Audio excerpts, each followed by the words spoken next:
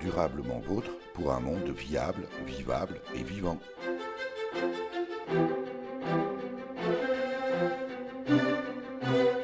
Aujourd'hui, nous évoquerons l'agriculture bio et locale en circuit court, élevage et transformation. Nous sommes dans les Vosges, à Docelles, chez et avec le couple de paysans de la ferme des Délices d'Aubrac.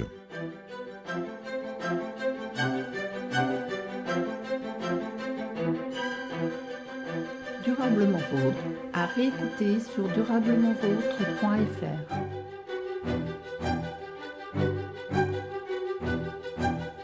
Alexandre Huguenin, bonjour.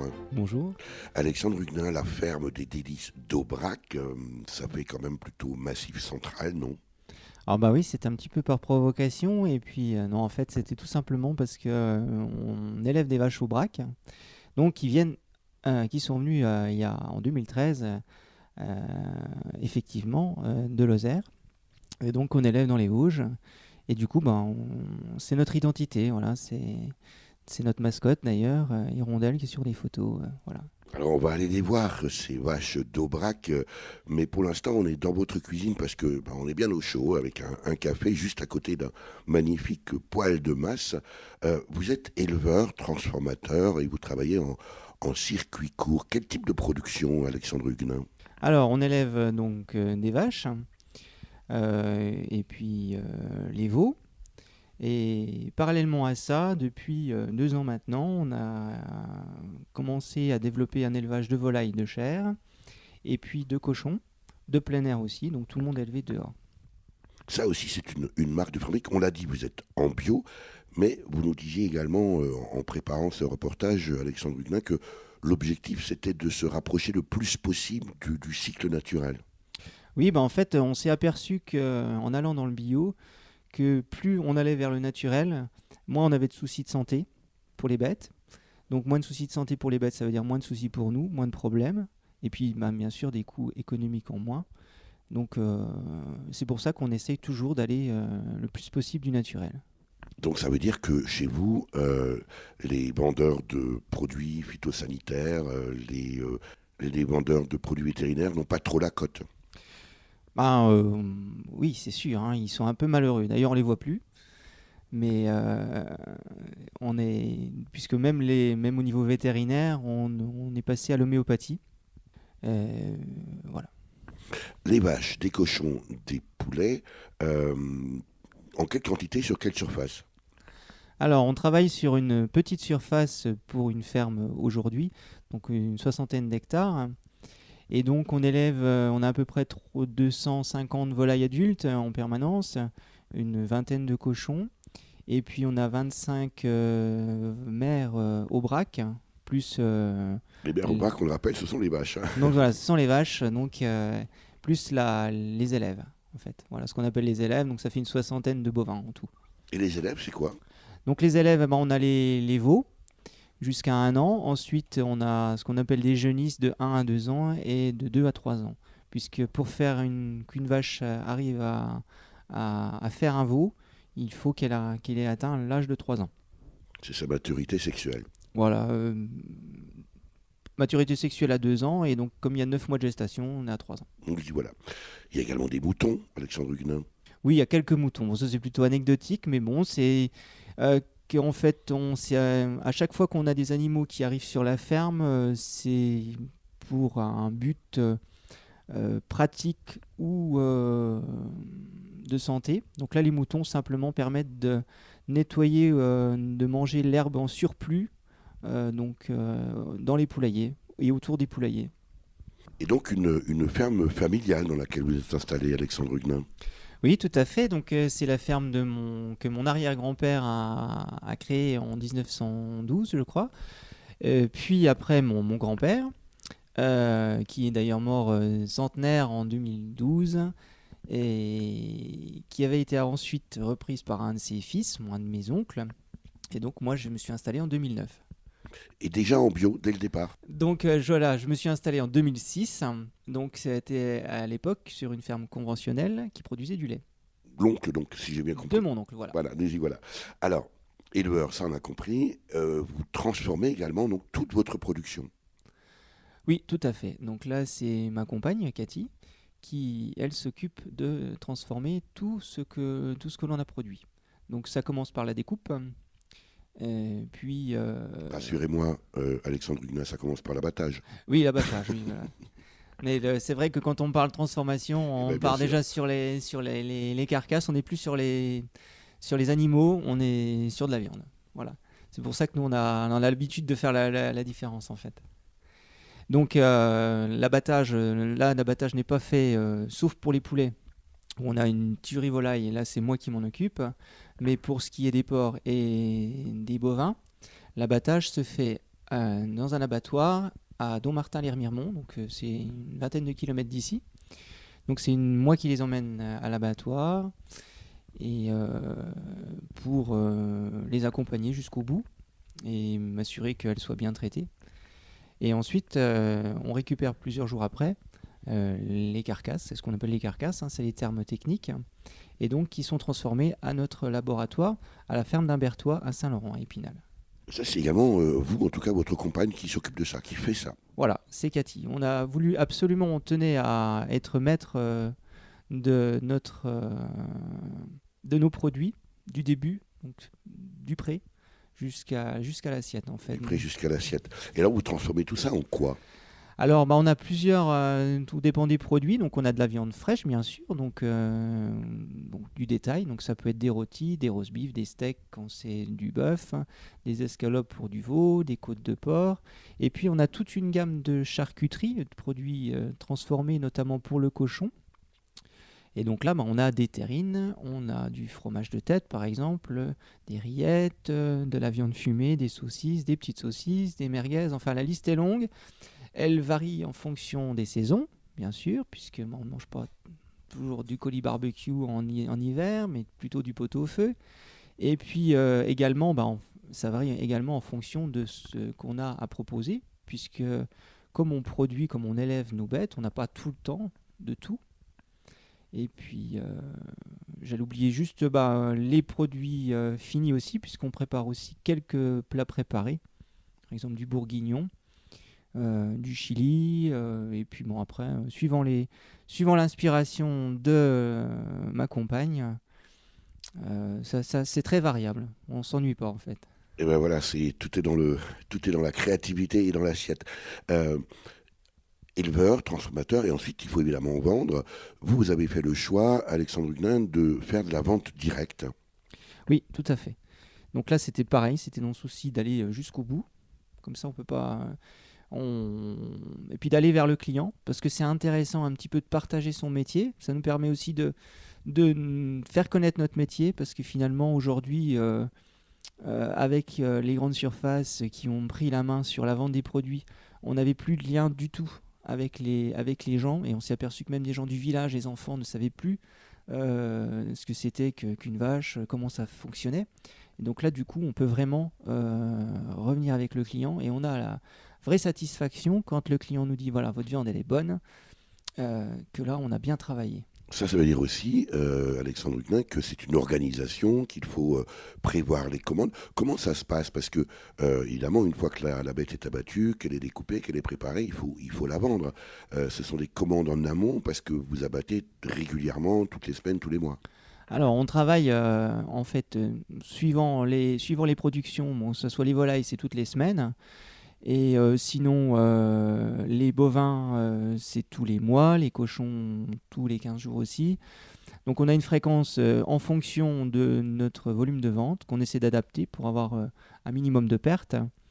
Et donc on ne travaille quasiment pas sur commande, mais on a une clientèle qui est assez fidèle, et donc un flux continu du client qui nous permet de nous adapter,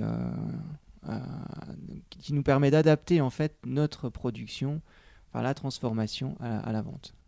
On est finalement à l'inverse du système industriel qui, lui, doit produire et puis il faut que la vente suive. Là, c'est presque l'inverse. Ça dépend de ce que vous vendez et vous adaptez votre production conséquence. Oui, tout à fait. On est même, ouais, on est vraiment à l'inverse, puisqu'on a souvent, on est souvent en manque de matières premières en fait. Et c'est le but. On ne veut pas le client quand il arrive au marché, puisqu'on fait des marchés de producteurs, il ne doit pas arriver avec une recette en tête en se disant je vais cuisiner cela, mais il doit aller faire son marché et ensuite faire ce qu'on appelle la cuisine du marché. Ah oui, ça c'est intéressant comme approche parce que c'est vrai qu'on est aujourd'hui dans un système où on a tellement l'habitude d'avoir tout à portée de main qu'on peut avoir l'envie de fraises, évidemment c'est à déconseiller en plein hiver, alors c'est une absurdité, alors que vous proposez la démarche exactement inverse, à se dire qu'est-ce que je peux trouver chez les producteurs locaux et bio, et j'invente ma recette du jour en fonction de ce que je peux trouver, quoi. Oui, voilà. Et puis, ce que les clients nous disent après par retour, parce que quand on arrive avec une idée de pot-au-feu, qu'il n'y a plus de pot-au-feu et qu'on repart avec, je vais vous dire, une poule au pot, voilà, une poule pour faire une poule au pot, les clients nous remercient parce que finalement, c'est des plats qu'ils n'ont pas l'habitude de cuisiner, souvent, parce que l'idée n'était pas là, et ils nous remercient parce que finalement, c'est bon, ça change. Et puis nous, on va aller voir, puisqu'on parle d'animaux et de fermes, on va aller à la ferme des Délices d'Aubrac avec vous, Alexandre Huguenin. Durablement vôtre, Éric Mutchler. J'allume mon poste de télé pour admirer ce qu'il s'y passe. Un milliardaire s'envoie en l'air, quitte l'atmosphère pour voir l'espace. Je troque son bol d'air et sa cuillère contre un petit verre sur ma terrasse. J'en ai ras le bol de tout ce béton, j'ai la folie des grands espaces. J'en ai ras le bol de tout ce béton, j'ai la folie des grands espaces. Mais qu'est-ce qui se passe dans nos petites têtes? On s'entasse tous comme des sardines dans les grosses boîtes que l'on conserve. Le petit poisson doit suivre sa ligne. Boîte que l'on conserve, le petit poisson doit suivre sa ligne. Et puis merde, j'ai décidé de vivre loin sur la colline, vivre seul dans une maison avec la vue sur ma raison. Je préfère vivre pauvre avec mon âme que vivre riche avec la leur. Si le blé me file du bonheur, je me ferais peut-être agriculteur. Et si le blé me file du bonheur, je me ferais peut-être agriculteur.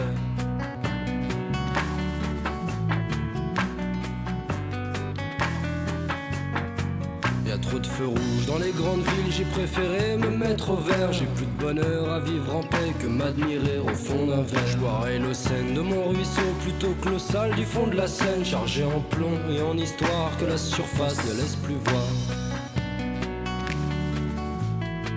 Chargée en plomb et en histoire que la surface ne laisse plus voir. Je ferai des bandes pour m'éloigner, pour me retrouver face au miroir. Juste une seconde de vérité pour que mon passé coule sous les ponts. Je ferai des bandes pour m'éclipser, pour me retrouver face à que dalle. Juste une seconde de vérité pour contempler ce qu'on est tous. Et puis merde, j'ai décidé de vivre loin sur la colline, vivre seul dans une maison avec la vue sur ma raison. Je préfère vivre pauvre avec mon âme que vivre riche avec la leur. Si le blé me file du bonheur, je me ferais peut-être agriculteur.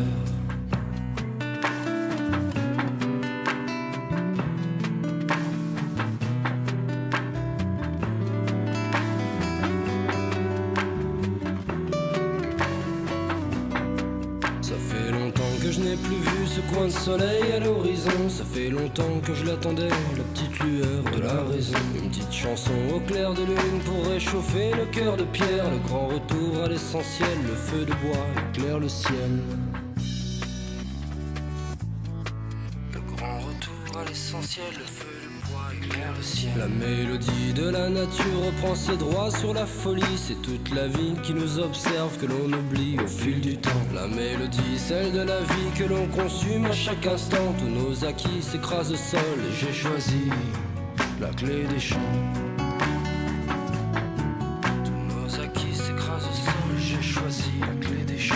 Et puis merde, j'ai décidé de vivre loin sur la colline, vivre seul dans une maison avec la vue sur ma raison. Je préfère vivre pauvre avec mon âme que vivre riche avec la leur. Si le blé me file du bonheur, je me ferais peut-être agriculteur. Alors ça, ce sont les cochons de la ferme aux Délices d'Aubrac.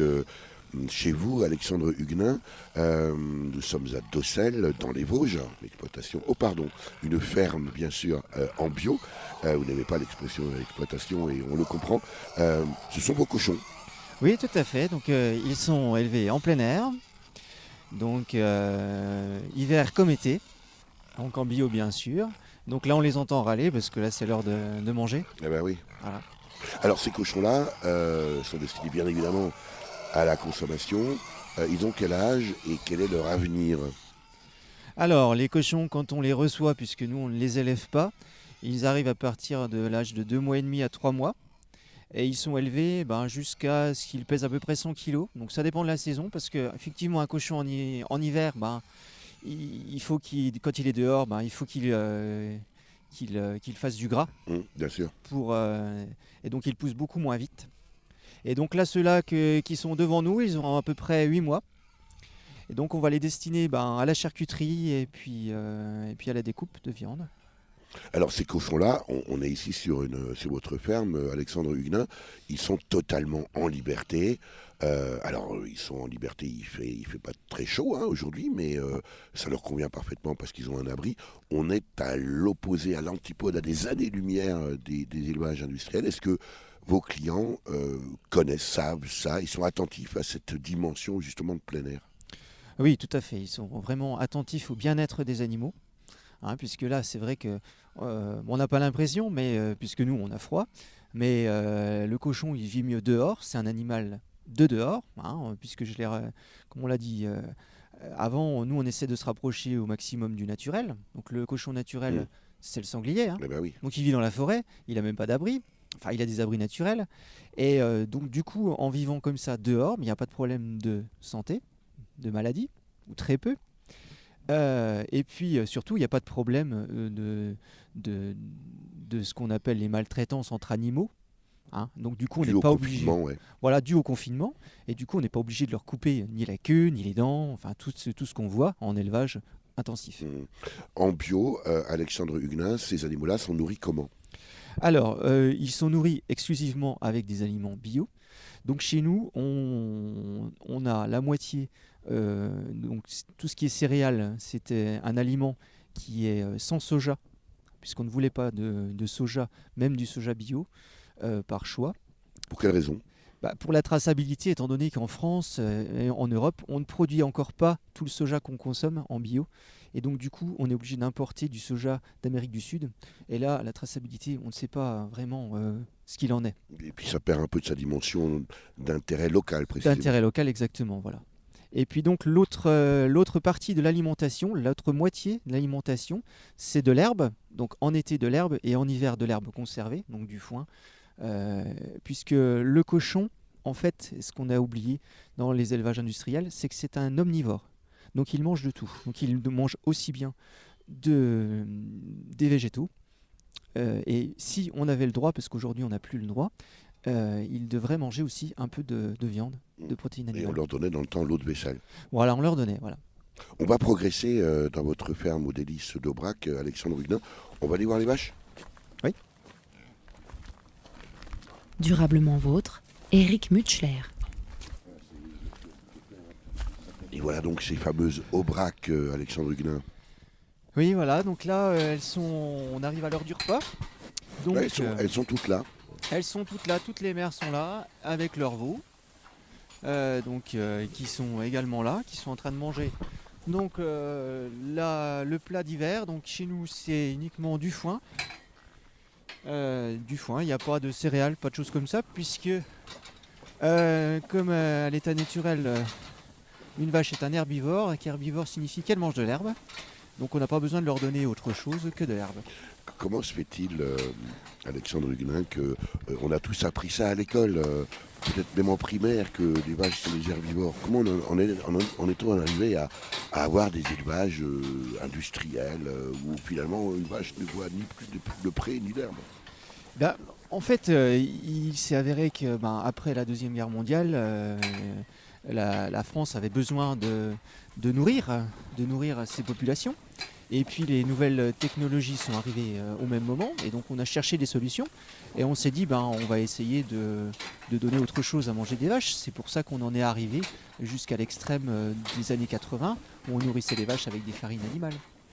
Avec les scandales évidemment qui vont avec. Voilà. Celle-là qu'on a en face de vous, alors il faut quand même préciser d'abord, nous sommes en plein air, Ouais. il y a ici l'abri pour le foin, mais les vaches chez vous, Alexandre Huguenin, sont à l'extérieur.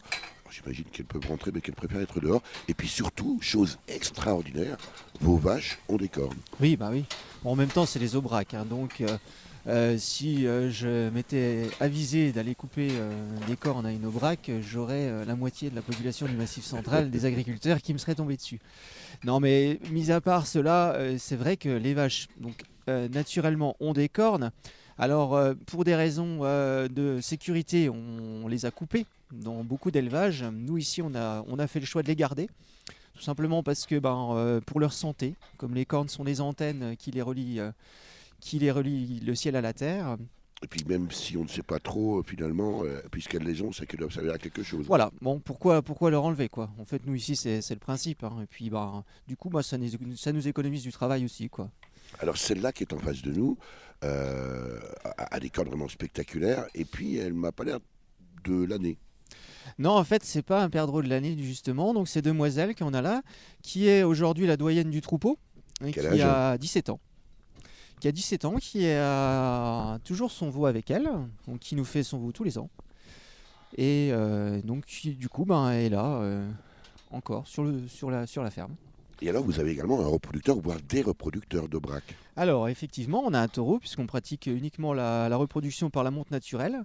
Et donc, on a notre taureau qui s'appelle Beau Gosse, qui a Qui mérite bien son nom. 8 ans et demi, oui, qui est très imposant. Hein. Il fait 1 tonne 2 aujourd'hui à peu près, si on le mettait sur la bascule. Et qui, même s'il est impressionnant, est très très gentil. Et qui donc assure la reproduction de toutes les mères. Alors même question que pour les cochons tout à l'heure, quel est le devenir des vaches que l'on voit là, Alexandre Huguenin? Alors, les vaches qui sont ici donc sont principalement destinées à faire leur veau tous les ans. Et si il n'y a pas de problème de particulier de santé, ou si elles ne nous embêtent pas, qu'elles ne défoncent pas les clôtures par exemple, finiront leur vie ici tant qu'elles pourront le faire. Donc ce qui fait qu'on a des vaches qui aujourd'hui qui meurent de leur belle mort à la ferme. Voilà. Mais vous ne les élevez pas juste pour ça. Non.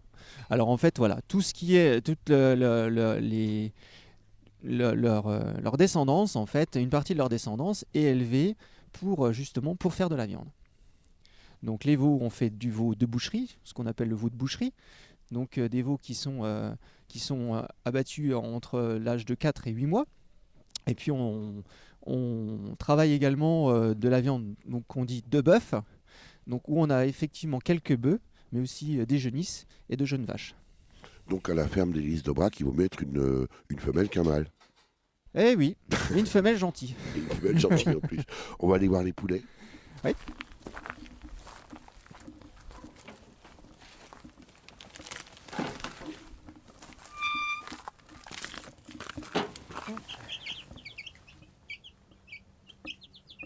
À la ferme d'Élise d'Aubrac, Alexandre Huguenin, vous avez également donc des poulets. Vous avez des poulets. On est ici dans la poussinière. Voilà, donc là c'est là qu'on élève les poussins à partir de l'âge de 1 jour, à l'âge à laquelle on les reçoit du couvoir, jusqu'à l'âge de 4 ou 6 semaines, ça dépend de la température, âge auquel ils sont déplacés, donc juste à côté, dans ce qu'on appelle nous des yourtes, des yourtes où ils sont élevés, donc en plein air également, jusqu'à l'âge de 3 à 4 mois où ils sont abattus. Alors ces poussins, moi chez ma grand-mère, les poussins, Alexandre Huguenin, on les voyait courir après les poules. Aujourd'hui, on ne peut pas avoir de poussins bio. Voilà, c'est très très compliqué d'avoir des poussins bio, puisque effectivement il faut des reproducteurs bio, et le débouché n'était peut-être pas assez important. Et donc du coup, on a des poussins qui sont conventionnels, donc, et qui sont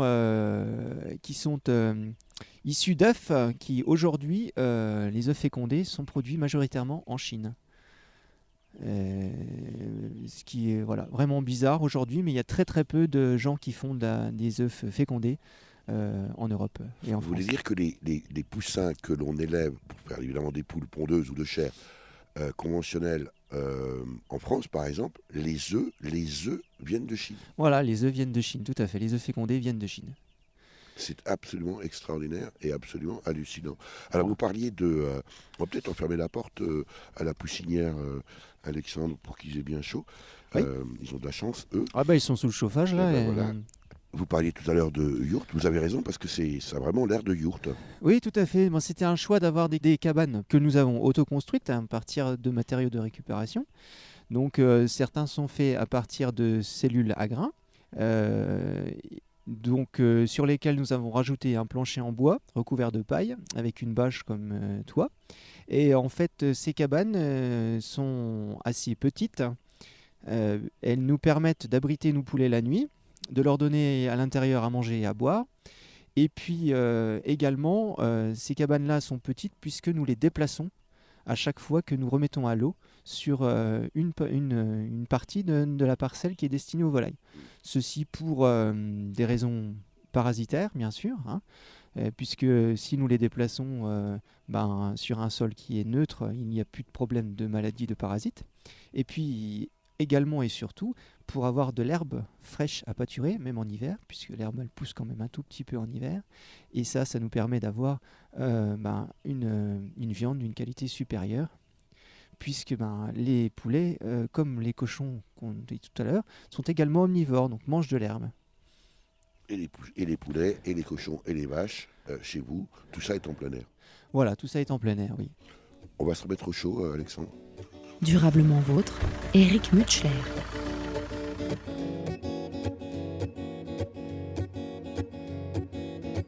Je vous ai vu sauter dans la foule, je vous ai vu faire lever des mains et pour enfin en découdre, lancer la révolte en fermant le poing.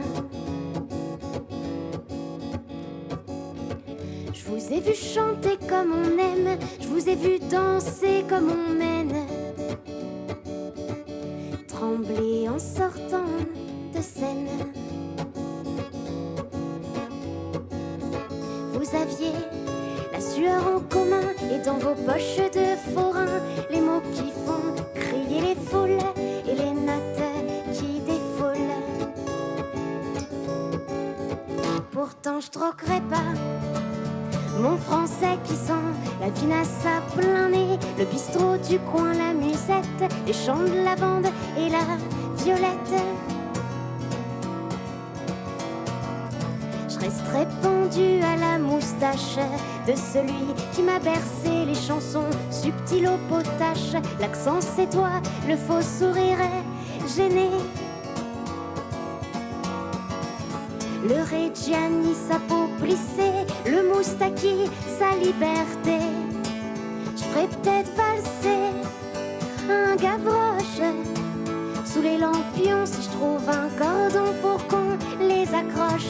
Mais j'ai aimé cramponner aux barrières qui séparent votre scène de la terre, me sentir au milieu du plein, sauter en rythme plus ou moins. J'ai écouté autant vos pieds frapper le sol, je l'avoue que vos paroles, le frisson parcourant vos mains, me suffira jusqu'à demain.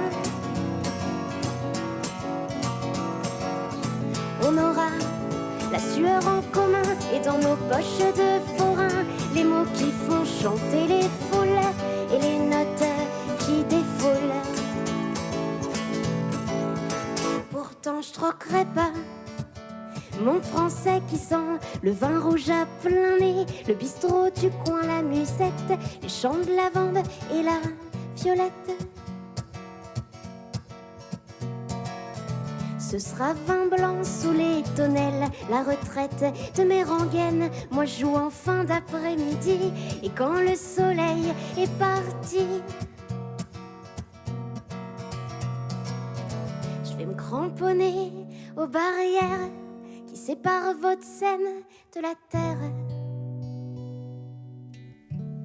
Nous sommes revenus bien au chaud ici dans votre cuisine, Alexandre Huguenin, à la ferme des Délices d'Aubrac, c'est à Docelles, dans les Vosges. On a vu tous ces animaux qui sont en plein air, nourris au bio, particulièrement bien soignés. On a vu le contact que vous avez avec tous ces animaux, Alexandre. Évidemment, ensuite, il faut les abattre et les transformer. Comment ça se vit, ça ? Ben, c'est vrai que c'est assez difficile au départ et on a toujours un pincement puisque quand on élève les animaux, qu'on est au contact avec eux tous les jours, 7 jours sur 7, 365 jours par an quand même, et pour une vache qu'on va élever pendant 5 ou 6 ans, c'est vrai que c'est quand même assez dur.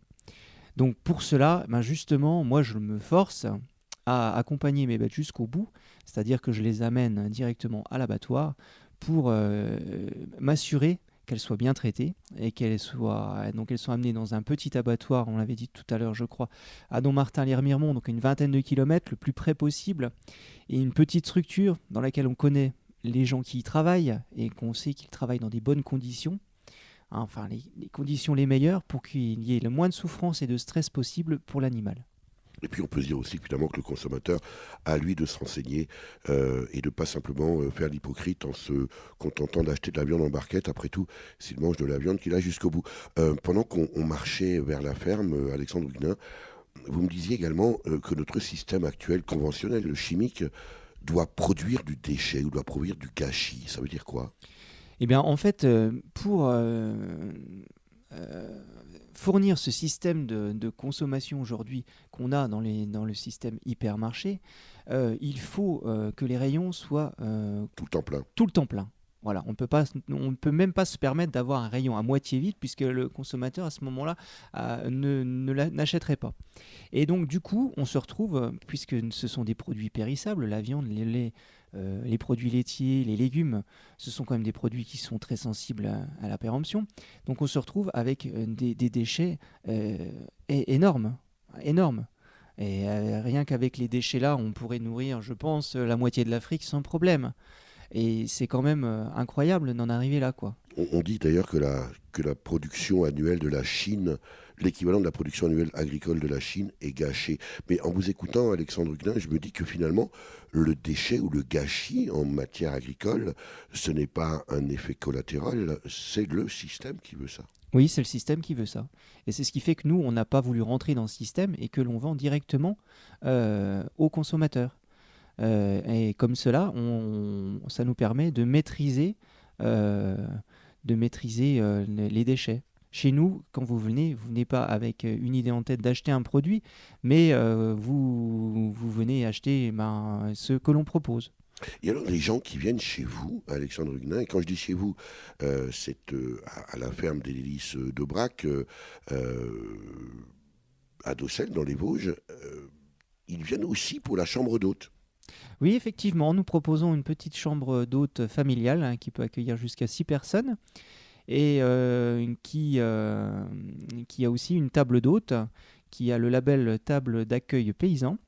Donc, qui nous permet d'ouvrir notre table à des gens de l'extérieur, même s'ils ne dorment pas chez nous. Alors ça, je ne connaissais pas ce label, table d'accueil paysan. Ça veut dire que, normalement, table d'hôte, vous recevez les gens à votre table, mais ce sont des gens qui ont passé la nuit chez vous. Voilà, dans tout à le gîte. fait. Alors que table d'accueil paysan, on peut manger chez vous, un peu comme dans un restaurant finalement. Voilà, bon, on n'a pas la prétention non plus d'être un restaurant puisque vous mangez à notre table, déjà avec nous, et vous mangez la cuisine que l'on propose en plat, enfin en menu unique. Voilà. Alors, quand vous dites on propose, c'est essentiellement votre épouse Cathy Schmidt. Oui, voilà, effectivement. Moi, je ne suis là que pour l'animation en fait, hein, et c'est ma compagne qui a tout le mérite de ça d'ailleurs. Voilà.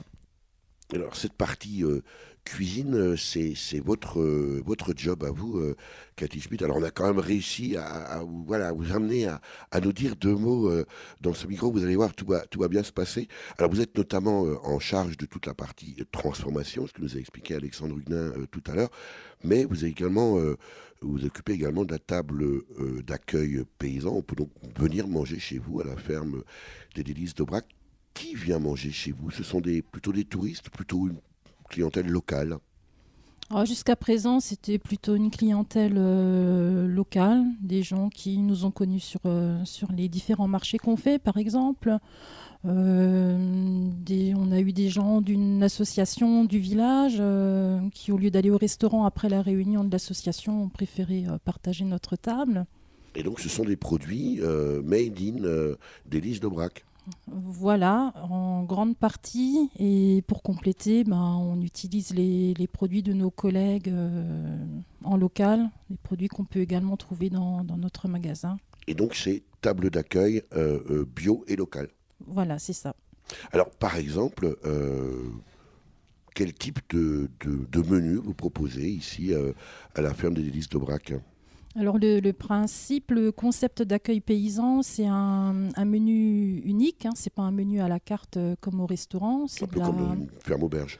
Voilà, plus de la cuisine du terroir. Donc en général, on fait un petit apéritif convivial, une entrée avec les produits de saison. C'est toujours des produits de saison et puis un plat type, je sais pas, ça peut être du bourguignon, de la blanquette. L'été, on a fait des grillades, enfin voilà. Et puis on termine. C'est vous qui cuisinez? Oui, c'est moi. Alors, on mange où dans ces cas-là? On mange là? On mange, oui, là, à notre table de salle à manger, voilà, juste derrière vous. Et donc, vous mangez avec les autres? Voilà, c'est le concept de la table d'accueil paysan. On mange avec les autres. Et puis, Cathy Schmitt, quand vous n'êtes pas à la transformation ou à préparer à manger pour vos clients à la table d'accueil paysan, vous vous occupez également un peu de vente. Quand je dis un peu, peut-être pas d'ailleurs, ou complètement de la vente. Si, un petit peu, parce que là où il y a le laboratoire, on a également un point de vente donc qui est ouvert du mercredi au samedi. Et entre deux transformations, je sers les clients. Alexandre Huguenin et Cathy Schmitt sur la ferme des Délices d'Aubrac. Aujourd'hui, alors évidemment, vous avez les animaux, on a vu les surfaces, on a vu chambre d'hôte, faites de la vente, on se demande d'ailleurs comment vous faites pour faire tout ça à la table d'accueil. Combien de temps vous passez à être en activité professionnelle, à travailler sur la ferme et dans tous les points de vente, les laboratoires de transformation, etc. Et puis, est-ce qu'aujourd'hui, vous en vivez? Est-ce que vous en vivez correctement? En fait, je dirais quand on aime, on compte pas. Alors après, bien sûr, quand on a des stagiaires, ils nous obligent un petit peu à compter notre temps. Donc, chacun passe à peu près entre 60 et 70 heures par semaine de travail. Bon, c'est 7 jours sur 7, hein, donc surtout pour l'élevage. Et puis, pour répondre à la question si on en vit, oui, effectivement, on en vit. Voilà, on arrive à avoir un salaire correct. On va pas dire qu'on gagne des salaires de cadre, mais c'est pas l'intérêt pour nous. Voilà. Donc ça veut dire qu'aujourd'hui, en bio, sur l'exploitation, sur une ferme, on va dire, plutôt de 70 hectares, avec à peu près autant de vaches, évidemment après il y a des poules et des cochons, on peut aujourd'hui, en bio, en vivre correctement. Oui, effectivement, oui. Oui, on arrive à en vivre, alors que si on partait sur un système conventionnel, on n'y arriverait pas. Durablement vôtre, Eric Mutschler.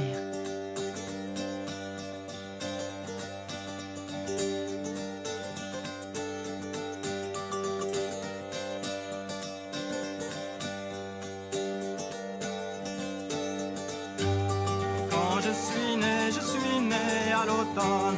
Tous mes parents ainsi que mes amis m'ont baptisé avec l'âge de la treille et m'ont donné le nom de Sans Souci.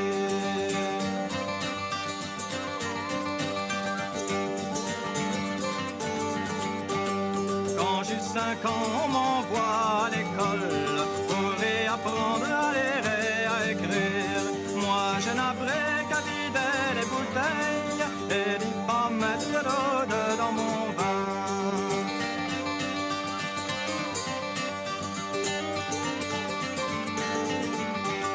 Quand j'eus 15 ans, j'ai fait une maîtresse qui s'appelait la charmante Isabeau.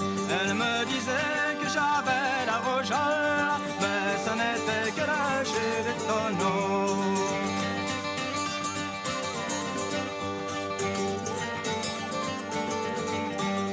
Quand j'ai 20 ans, j'ai perdu ma maîtresse. J'ai beau chercher, je ne peux la retrouver. Quoi, ce n'était qu'une simple fillette. Nos amitiés étaient bien partagées.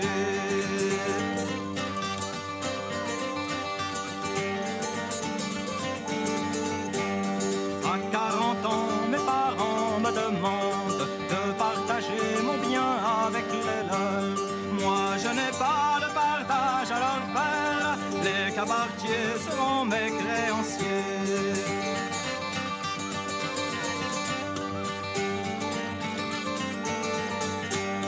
À 50 ans, j'ai vidé 100 bouteilles avec mes parents ainsi que mes amis, sans oublier les enfants de la treille, sans oublier les enfants sans souci.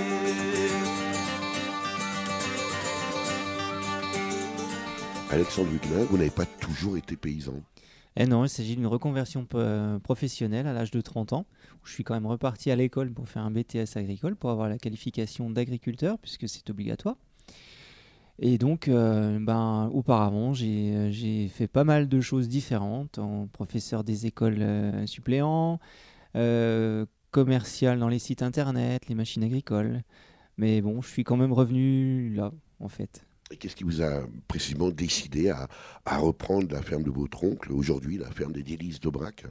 Le déclic, ça a été en fait que mon oncle allait partir à la retraite, hein, et que n'ayant pas d'enfants, la ferme serait partie à l'agrandissement des structures extérieures. Et ça, moi, je ne le voulais pas. Je voulais conserver la ferme familiale, puisque c'est quand même la ferme de famille. Et donc, c'est pour cela que je me suis engagé sur cette ferme. Ça veut dire aussi que finalement les fermes s'agrandissent parce que les petites fermes relatives, hein, c'est relatif comme expression, finalement disparaissent et sont absorbées par les plus grosses. Voilà, c'est tout à fait ça. Puisque chaque petite ferme n'étant plus viable économiquement suivant les critères conventionnels encore une fois, eh bien du coup elles ne peuvent pas être prises puisque les banques ne suivront pas. Et donc du coup, voilà, ça part à l'agrandissement et c'est la spirale infernale qu'on voit aujourd'hui sur des fermes, les fermes de 1000 vaches, les scandales qui vont autour. Et on ne sait pas jusqu'où ça va aller, mais en tout cas, ce n'est pas la bonne direction à prendre.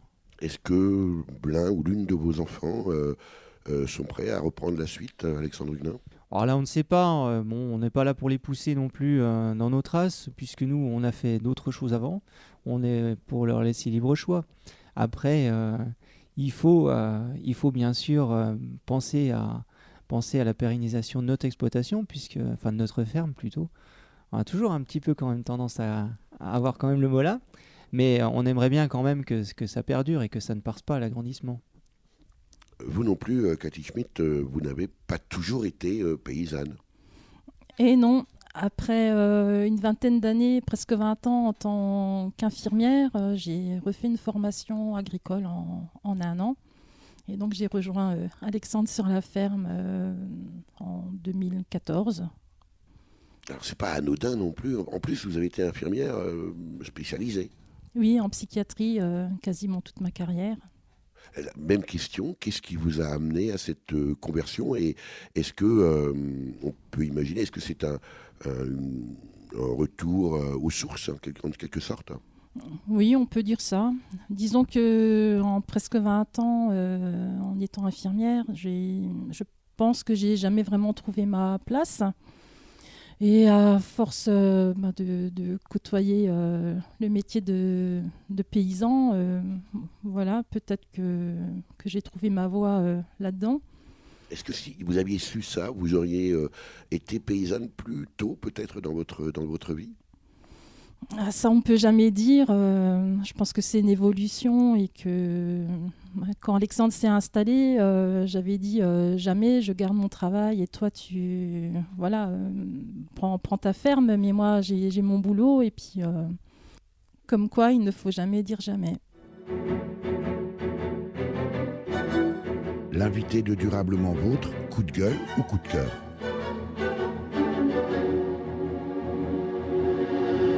Alexandre Huguenin, à la ferme des Délices d'Aubrac à Docelles, ferme bio, on est plutôt coup de cœur ou plutôt coup de gueule? Je dirais un peu les deux. Alors, on va commencer par coup de gueule. Alors, le coup de gueule, moi, c'est le bio qui part en supermarché.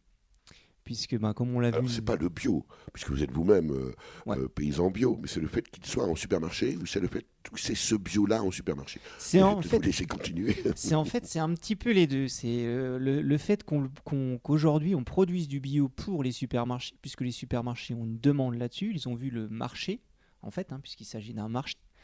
Et donc là-dessus, on veut adapter le cahier des charges bio européen, qui est une marque européenne bio.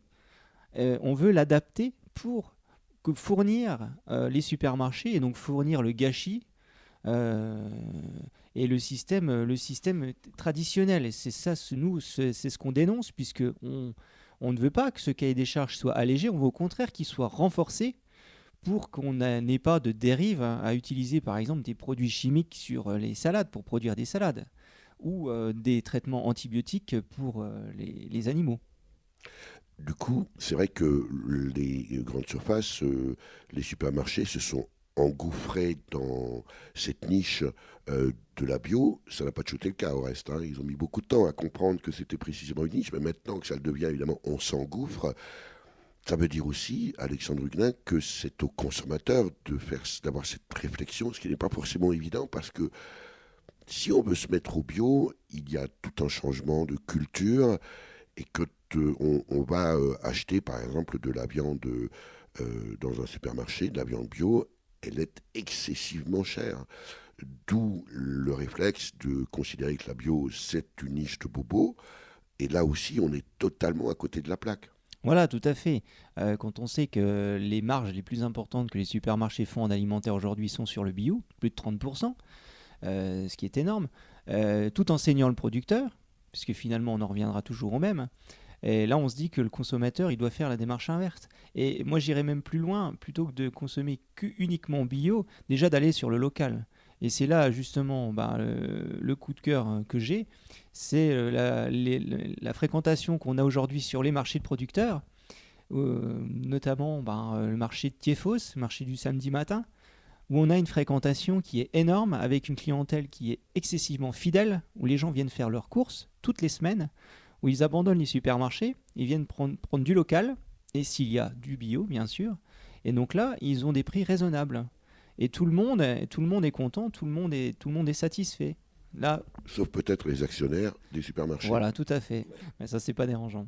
Pour l'instant, c'est encore malgré tout une clientèle de niche, même si les chiffres augmentent.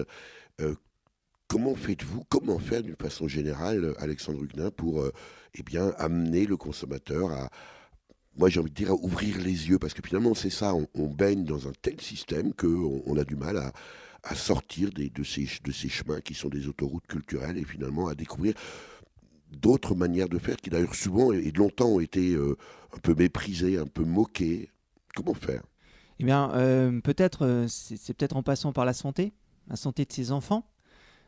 Puisque c'est quand même reconnu aujourd'hui, quand on voit le nombre de gens qui sont victimes de cancer, et que là on se rend compte que c'est l'alimentation qui est la cause principale de ces cancers, il faut penser à ces enfants et à les amener là. Et c'est donc en allant vers une alimentation de proximité bio que l'on est sûr de garantir quelque chose au moins pour ces enfants, quoi. Alors, vous qui êtes précisément paysan bio dans les Vosges, à Docelles, Alexandre Huguenin, est-ce que vous avez, depuis le temps, noté précisément une évolution dans la pratique des consommateurs ? Est-ce que les gens y viennent ? Est-ce qu'il y a de nouvelles têtes qui apparaissent sur les marchés ? Ou est-ce que ce sont encore les écolos au sens traditionnel du terme ? Eh bien oui, c'est vrai qu'on a vu un changement. Et on voit beaucoup de jeunes, maintenant, des jeunes couples avec des enfants bas âge qui viennent et qui consomment bio. Et là, on est vraiment content parce que c'est une clientèle qu'on ne touchait pas avant. Et donc après, c'est une clientèle il faut leur donner les recettes pour cuisiner, parce que ce ne sont pas forcément des gens qui ont appris à cuisiner. Là, il faut les envoyer chez votre compagne, voilà. Cathy Schmitt, les faire passer un après-midi ou en tout cas un moment à la table d'accueil paysan pour redécouvrir les plats. Oui, d'ailleurs, elle propose des ateliers de transformation où vous pouvez venir, par exemple, apprendre à faire un pâté lorrain ou une terrine campagnarde, comme on le faisait les grands-parents. Pour autant, est-ce que ces nouvelles personnes, ces nouvelles clientèles, j'imagine qu'on ne peut que s'en réjouir, leur changement de comportement s'arrête à l'alimentation, ou est-ce qu'il y a une prise de conscience écologique plus large ? Parce qu'à la limite, on pourrait imaginer que je travail, j'ai une activité professionnelle qui détruit l'environnement, mais je mange bio. Finalement, ce n'est pas forcément la bonne chose, la bonne solution. Est-ce que c'est un changement global? On va utiliser un gros mot de paradigme, Alexandre Huguenin. Alors pour une partie, oui, en effet. On constate qu'on a certaines personnes, par exemple, qui viennent avec leurs emballages, pour éviter qu'on emballe dans du plastique ou du papier. Oui, en effet, des gens qui viennent au marché en vélo ou à pied, alors qu'ils pourraient le faire en voiture, comme on le voit souvent. Donc pour certains, oui, en effet. Est-ce que ça vous semble un changement en profondeur? Est-ce que ça reste superficiel? Est-ce que c'est un effet de mode? Ou est-ce que finalement, on est plutôt dans un changement de société d'après vous? Je pense qu'on arrive à un changement de société, mais pour une partie seulement, malheureusement. Alors après, on espère avoir qu'elle grandisse. C'est-à-dire quelle partie? Il y a simplement une partie de la population qui est touchée, celle qu'on rencontre nous sur les marchés, et il y en reste encore une autre partie qu'il va falloir convertir, mais bon, on y travaille. Alexandre Huguenin, Cathy Schmitt, merci. Bien, merci. Merci à vous. Voilà pour ce reportage sur la ferme des délices d'Aubrac à Docelles dans les Vosges, avec Cathy Schmitt et Alexandre Huguenin.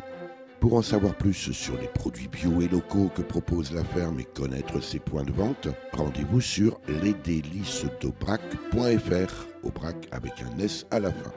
Vous avez pu écouter dans l'ordre L'agriculteur par Ridane, paru sur l'album Le rêve ou la vie, sorti en 2004.